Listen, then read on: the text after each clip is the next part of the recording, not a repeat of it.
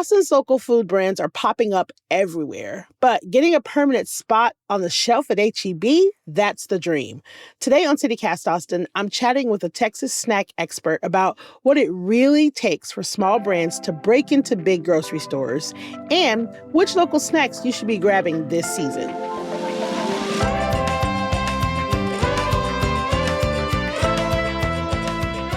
It's Thursday, June 26th. I'm Nikki Devon, and this is what Austin's talking about.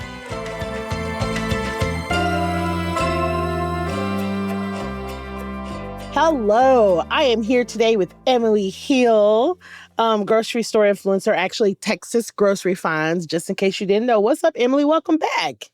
Hey, Nikki. You know, I'm always excited to see you because that means I'm about to get involved in my favorite activity, and that's snacks. You know all about the snacks. Okay, tell us off top. What's the last thing you bought at the grocery store? And which grocery store was it? Okay, no, I went to Central Market. A lot of the local brands were doing samplings of their products. So there are two brands that just got in Central Market that I have literally been gabbing about for an entire year. One of them is Rosa's Salsa, and the other one is Tozy Chips. Okay, so I love both these products. Rosa Salsa is a salsa that's kind of been cooked down, and so it's really thick. His whole shtick is that it sticks to the chip. If you stick a chip in, it like legitimately sticks to the chip. And he roasts the vegetables. Like there's so much flavor in it. I'm telling you, it's like the most unbelievable. That sounds delicious. And it's kind of unique. It's like not like anything else on the market. I'm obsessed. So he just got in Central Market. Do they have a mild option? Yes. Yeah. There's a mild. There's like a warm one. I think he calls it something warm. And then like a spicier option. They're so good. I can't even tell you. I'm honestly like cannot tell you how excited I am for these two brands. So Tozy is a blue corn and amaranth tortilla chip.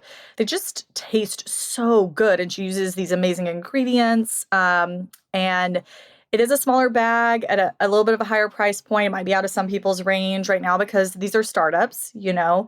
They're doing the best they can with their pricing. But she uses amazing ingredients. The chips are so good. I don't even think you need salsa with them personally.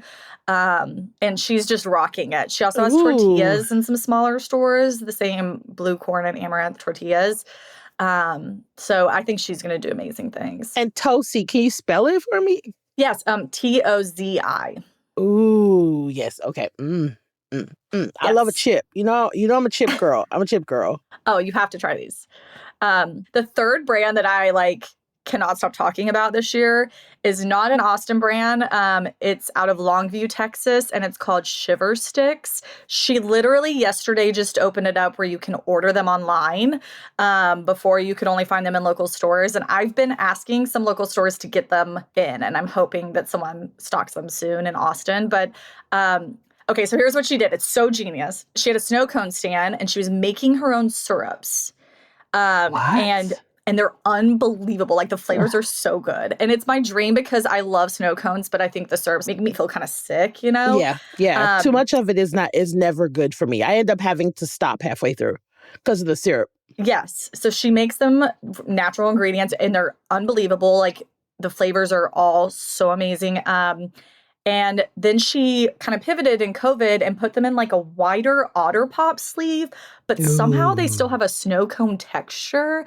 And I was I'm not kidding. They're like, it's so good. She mailed me some and they kind of melted. And I was like, there's no way these freeze back to this texture. And they did. And I was like very confused about how this happened. Magic! Science! I know. I was like, what sorcery did you like put in these popsicles? And they're called Shiver Sticks? Shiver Sticks. They have a little like penguin logo. Ooh, I love that name. And so the flavors. She has like a cold brew flavor, with vanilla and cream in it. And she has my favorite after now I've tried I think all of them is key lime. She has a key lime and it's so tart. Ooh. It's so good. She has a strawberry vanilla that's really good. I think there's one that's like strawberry pineapple. It's also like a sweet and tart at the same time. Just amazing. Oh, I love that. And she'll ship them. So you can order them online and then they freeze back. You can't lose. Yeah, now she's shipping. Yeah, I'm very excited. Okay, so there are a lot of local Austin and Central Texas food brands out there. Some of them make it really big, like Siete. We talked about Siete a couple of times, which, sold to Pepsi in January for $1.2 billion. Yeah. So I want to talk about a few of them. Can you give us 5 of your local food brands and tell us why we should be having these local food brands? Well, so Rosa and Tozy, they're local. Another one I recently tried was Ladybird Soda. They have a cactus pear. It's pretty good. Now it does have a little bit of a stevia taste, which doesn't bother me, but may bother some other people, I know. But I really liked that flavor. I did a sample recently, and then I was immediately buying this. Because it's kind of sweet, but not too sweet. And I feel like there's a perfect mix of that. And there are a couple ice cream local brands. There's Teo Gelato. You may have seen them in H-E-B, but this is such an Austin story because this was a tech guy in Austin who left his job, went and studied gelato in Italy under some masters, and then came back and opened a gelato store. And I think his brick and mortar is not open anymore, but he has ice cream in stores and in H-E-B and some other local stores. Okay, wait a minute. Are we talking about the gelato that comes in the little plastic canisters with a screw top on it? Yes, the Teo, yeah. Wait, that's an Austin brand? It's an Austin brand, yeah. I did not know that. Yeah, and I believe he went to Quest for Texas Best, and that's how he got into H-E-B stores. Quest for Texas Best is Shark Tank for Texas products, and you can get an H-E-B if you are one of the finalists. Oh, yeah. I love that. Yeah, you literally pitch, and then at the end, there's a few celebrity judges. And so, yeah, total Austin story, right? Tech guy turned entrepreneur. I had no idea that was an Austin brand. There's so many brands that come out of Austin. We're kind of, I feel a little bit of a CPG capital. CPG is consumer packaged goods, so it's anything really sold in the grocery store. Even within Texas, I feel a lot of brands have gravitated towards Austin. So other than just tech, there are a lot of food startups coming out of Austin. I love it. Okay, so who else is on your list? Okay, so let's see. Another brand that I tried recently was Golden Root Ginger Ale. I think they're local. Ooh. They're definitely Texas. And that one was really good. Good Pop. Another one in the ice cream category. Their big competitor is Johnny Pops. They're a better for you popsicle brand. Yeah. And they are based in Austin. They made with real fruit juice, no added sugar. They had some new flavors this year. They had a new Star Wars one that was green apple flavored, and they have a Mickey Mouse shaped chocolate shell vanilla ice cream in the middle pop. Oh, that's my speed. Yeah, and they're also actually in Texas Costco's. I've seen them quite a few of their flavors right now. I think the cherry and lemonade, it's their version of a rocket pop. You can find that one in Costco right now. So listen, I am a popsicle freak. I love popsicles. My teeth hate them, but I love them. I cannot live without them. I love them so much. And that Good Pop cherry and lemonade is so good. Yeah. I love it. Yeah. What a cool brand. So this last year, I've been trying to focus on supporting a lot of local businesses. And that doesn't just include the products themselves, but local boutique grocery stores like Royal Blue and Parker and Scott, and places that are giving these small brands opportunities. And I think it's important because it really helps our local economy. You wouldn't believe what goes into being a small CPG brand. It's kind of crazy, how they have to fight to get shelf space and to grow, and how they have to find, a flavor scientist to come up with their flavors and then figure out how to make it shelf stable, but not have bad ingredients, but it needs to be shelf stable. And then they, these distributors and these places, there's middlemen who take their product and then send it to the grocery store. If anything goes wrong along the way, the original brand has to pay for it. There might be a little bit of a sticker shock because it's a little bit more expensive because there are all these little costs. But if you can't afford it, I do think it's important to help our economy. And I just love seing how passionate these brands are. So I want to talk a little bit about because you're already talking about it. So I'm really curious, how do locally made food products make it into the grocery stores? Is it like old school door to door, like, hey, I got these chips. They're amazing. Can you taste these chips? I'd love for you to have them in your store. Is it like that? You mentioned distributors, or do they do that for them, or? Yeah, so it's pretty complicated. So they'll have an idea. They have to figure out how to get the packaging, buying jars, and then having someone design labels, having someone who prints labels, and all of these things. And then they start selling at farmers markets. The other option is to go to these boutique grocery stores and just talk to a manager, try to find the owner. They are actively looking for Texas brands to support. And so there are plenty of opportunities to get in small first. This gives you an opportunity to not only, get shelf space, but learn. And I think it should be a state of learning what your customer likes and doesn't like, testing different packaging, maybe things like that. So getting into larger grocery stores is infinitely more complicated. You can go to snack expos. Like I just got back from the Sweets and Snacks Expo, and I did see some small Texas brands while I was there. So you can go to these, and the buyers are at these expos. So they go to expos that make sense for their category and are trying to find products to put in stores. You can also enter a program like HEB's Quest for Texas Best. You can get certified Go Texan. That's a program through the Texas Department of Agriculture.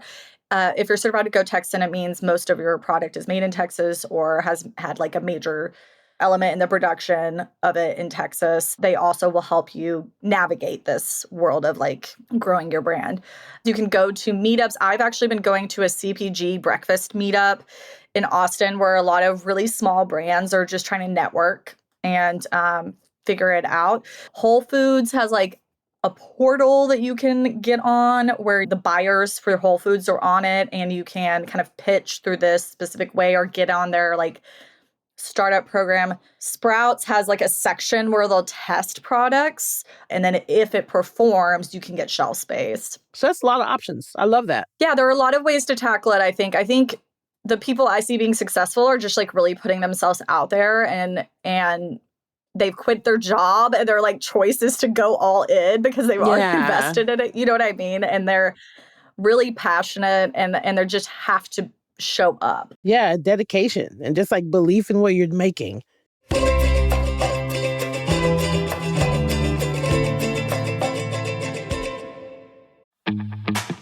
What do former President Lyndon B. Johnson and the movie Jaws, yes, that Jaws, have in common? A new exhibit at the LBJ Presidential Library. Before he wrote Jaws, Peter Benchley was President Johnson's speechwriter, and this temporary exhibit is all about Benchley's journey from the White House to best-selling novelist to ocean conservationist. Talk about a fascinating career. Don't miss this chance to learn all about Benchley and Johnson's environmental legacy, how Jaws changed our understanding of sharks, and much more. From the White House to the deep ocean, LBJ, Jaws, and Conservation will be at the LBJ Presidential Library from now through October 19th. Find out more about the exhibit at lbjlibrary.info/Jaws. So it's summer, and some people say we're spending more time than usual in the frozen section. I'm always in the frozen section, whether it's summer or not. We talked about ice cream recently, and then you and I just talked about Good Pop. And I have a lot of favorite brands just in general in the city. But what kind of locally made frozen treats should we be trying this summer? Yeah, so there's another Texas brand called Certified Country Lemonade. I actually think I think they're Austin-based too. They just launched an HEB because they were another Quest for Texas Best winner in 2024. So Certified Country Lemonade has soft frozen lemonade and sweet tea lemonade products in pints in the HEB freezer section. So one is kind of like an Arnold Palmer. Emily. I know. I'm speaking your language because you like the fruity stuff. I love it. And I also like to add vodka to frozen drinks. Oh no, that'd be so good. Yes. Yes. They have a strawberry sweet tea lemonade. They have a strawberry lemonade and a mango lemonade. That sounds delicious. Another addition are some new mini paletas. The brand is called Lapel, I think, question mark. No one ripped me apart for that. It's Pale.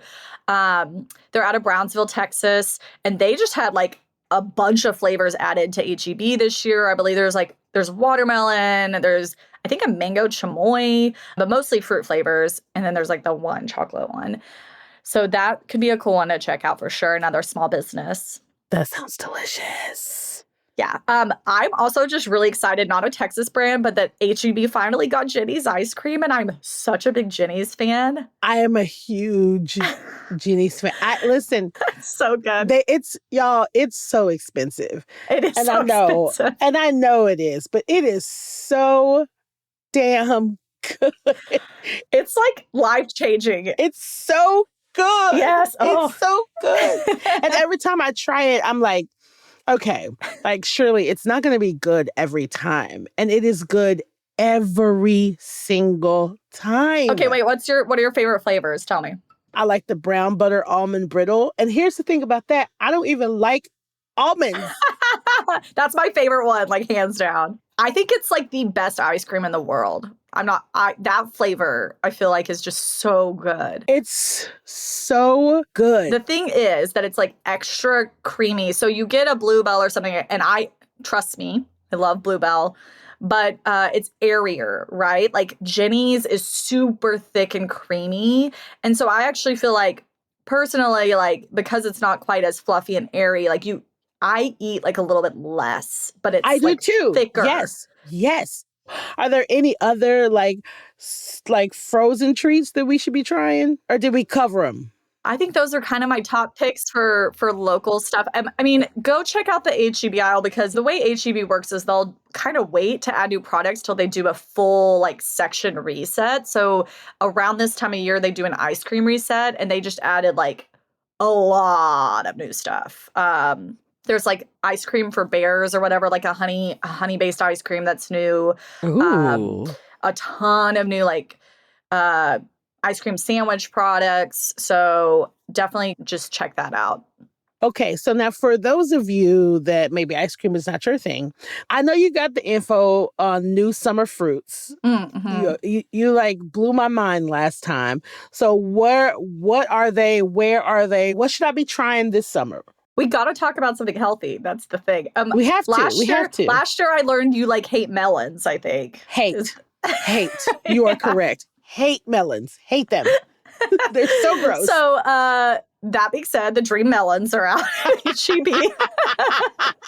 My mother, however, loved them. She loved them. We talked about those last year, but they're a hybrid of a Tuscan cantaloupe, and they have different flavors. There's lemon pop, which is a little bit sour, sweet.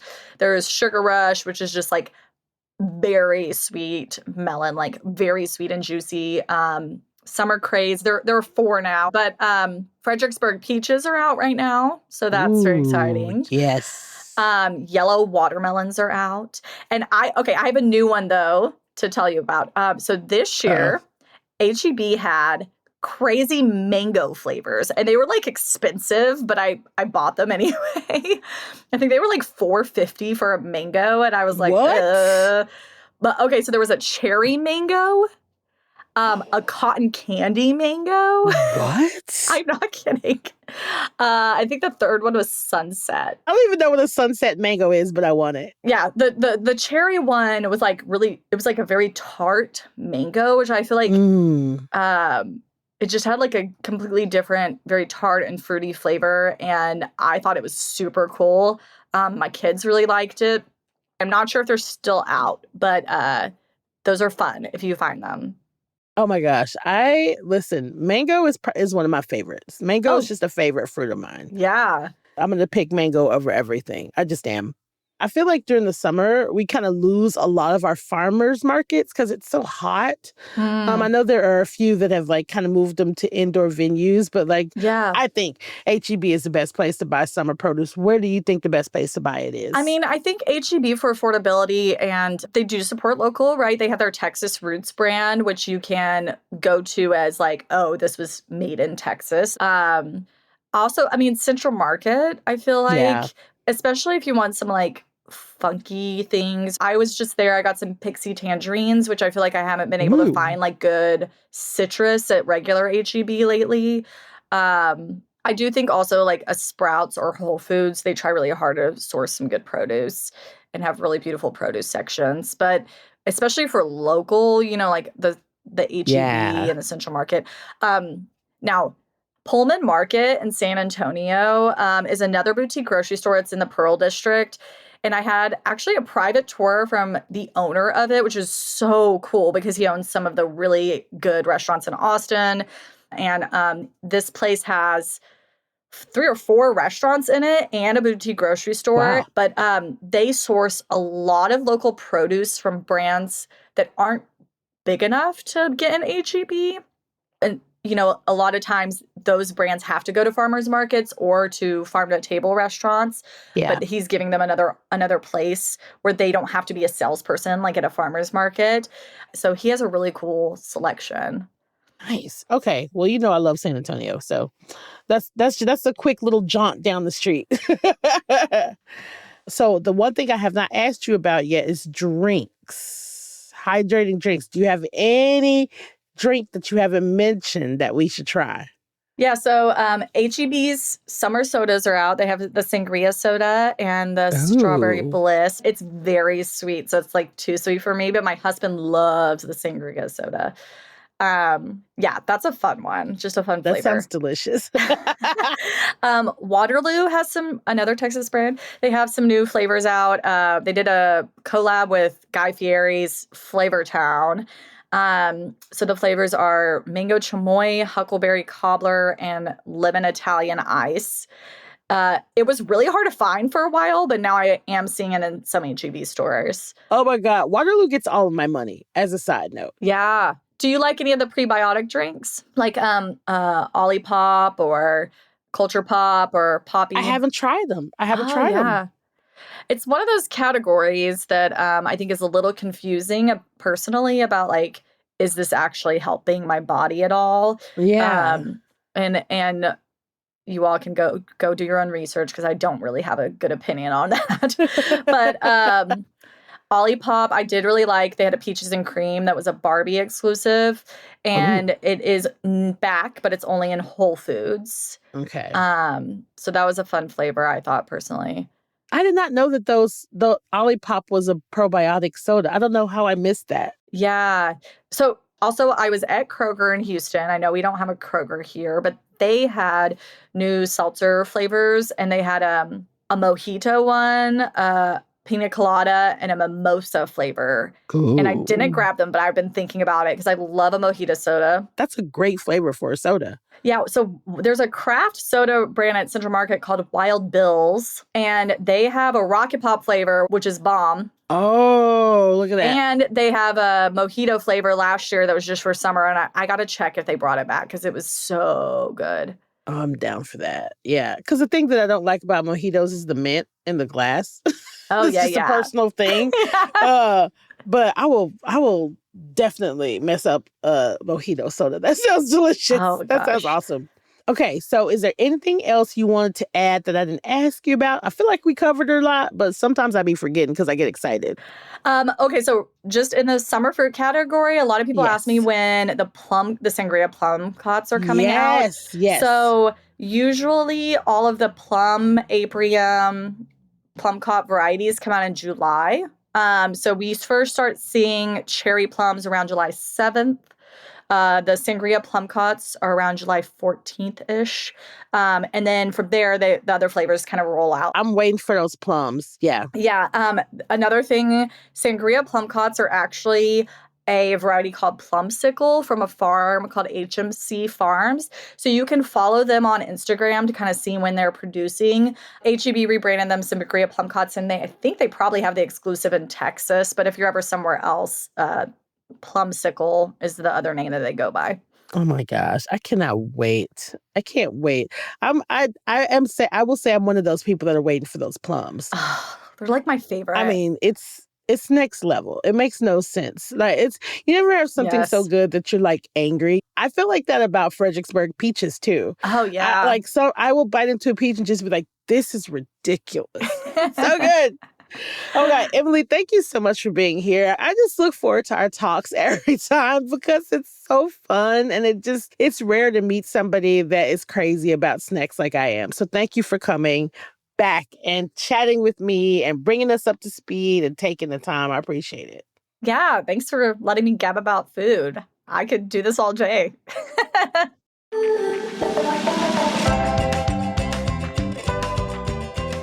That's all for today here on CityCast Austin. You can find links to Emily's social media in our show notes. If you enjoyed the show, why not tell a friend you want to eat snacks with? Also, rate the show, leave us a review, and subscribe to our Hey Austin newsletter. We'll be back tomorrow morning with more news from around the city. Bye, y'all.